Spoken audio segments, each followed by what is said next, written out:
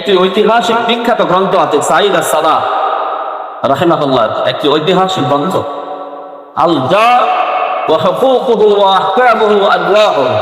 এটা হলো পুরাটা কিতাবের নাম। এই কিতাবের মধ্যে তিনি উল্লেখ করেছেন আল জা প্রতিবেশী হলো মান জারাকা জুবারান রাইয়ান, শরীয়ত সম্মত ভাবে যে তোমার পাশে বসবাস করে সেই তোমার প্রতিবেশী। শরীয়ত সম্মত ভাবে তিনি নিজের হালাল টাকা দিয়ে জমি কিনে আপনার বাড়ির পাশে বাড়ি করেছে, তিনি আপনার বৈধ প্রতিবেশী। এমনকি দুজন মানুষ একসাথে সফর করছেন, ট্রেনের টিকিট কেটেছেন, পাশাপাশি বসেছেন, তিনিও যদি বৈধভাবে টিকিট কেটে আপনার পাশে বসে, তিনি আপনার প্রতিবেশী। আল্লাহ বলছেন ওয়াসাহিবু বিল জামবি, পাশে যিনি আছেন তিনিও প্রতিবেশী।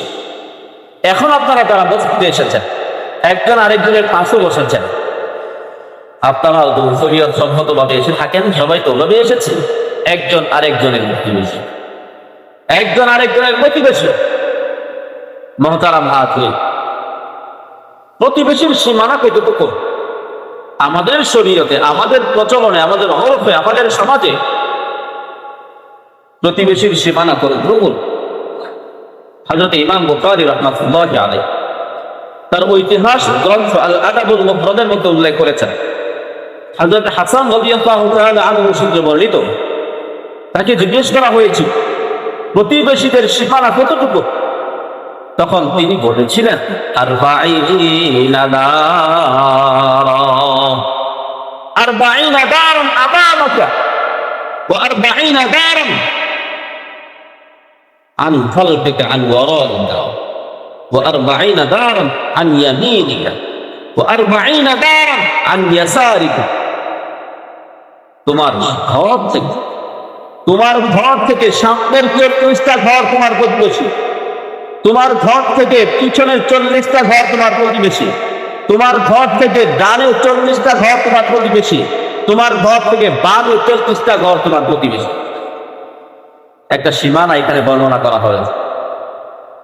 অন্য আরেকটি বর্ণনা এসেছে তাফসীরে কুরতুবীর মধ্যে, হযরত আলী ইবনে আবি তালিব রাদিয়াল্লাহু তাআলা আনহু সূত্রে বর্ণিত হয়েছে, তিনি বলেছেন আল জা মান সামিআ নিদা, ইয়ানি মান সামিআ নিদা ফাহুয়া জারুকা। তুমি তোমার ঘর থেকে, ঘরের সামনে থেকে, উঠান থেকে, আঙ্গিনা থেকে আওয়াজ করবে, একজন মানুষকে ডাকবে, তোমার ডাকের আওয়াজ যেই পর্যন্ত পৌঁছবে ওই পর্যন্ত প্রতিবেশীর সীমানা। সুবহানাল্লাহ।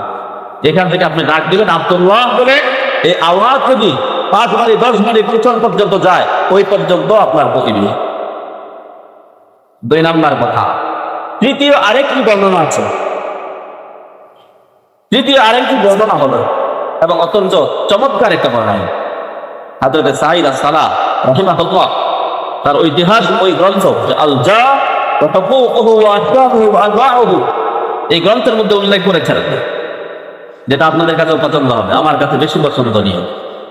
তিনি বলেছেন মান সাল্লা মাআকা সালাতাস সুবহি ফিল মসজিদ, আল জা মান সাল্লা মাআকা সালাতাস সুবহি ফিল মসজিদ, প্রতিবেশী ওই ব্যক্তি যে তোমার সাথে ফজরের নামাজ মসজিদে একত্রে আদায় করে। সুবহানাল্লাহ। সীমানা কমে গেল মনে হয়, না বেড়ে গেছে? কমে গেছে। 40 ঘরের মানুষ কি প্রতিদিন ফজরের নামাজে মসজিদে আসে না? ফজরের নামাজে তো কাতার হয় একটা মানুষ, জুমায় তো ভরে যায়, জায়গা হয় না, রাস্তায় দাঁড়াতে হয়। ফজরে 1 কাতার 2 কাতার হয়, তার মানে 40 ঘরের ডানে বামে পিছনে সামনের 40 ঘরের মুসল্লি এখানে আসে না। আমার প্রতিবেশী তারা যারা আমার সাথে ফজরের নামাজ জামাতের সাথে মসজিদে আদায় করে। এটা তৃতীয় বর্ণ। চতুর্থ আরেকটি বর্ণনা আছে, সেটা হলো আল হরফ। হরফ শব্দের অর্থ হলো প্রচলন, সমাজে যেটা চলে, প্রচলিত অর্থে আমরা যাকে প্রতিবেশী মনে করি। আমরা বলি না আরে এরা তো আমাদের প্রতিবেশী, আমাদের মহল্লায় থাকে, বলি না এরা তো আমাদের মহল্লার মানুষ, আমার প্রতিবেশী। এটাই প্রতিবেশী। এই প্রচলনকেও, হরফকেও ইসলাম বৈধতা দেয়। হরফের উপর ভিত্তি করে অনেক সময় মাসআলা চেঞ্জ হয়, পরিবর্তন হয়। যে সমাজে এটা চলছে বা ঠিক আছে, এটা যদি শরীয়তের খেলাফ না হয় তাহলে এটা থাকবে, এটা বৈধ হবে। হ্যাঁ, শরীয়তের খেলাফ কোনো কিছু চলে সেটা তো আর সমর্থনযোগ্য না। শরীয়তের খেলাফ না এমন কিছু যদি সমাজে চলতে থাকে তাহলে সেটার উপর আমল করা যায়।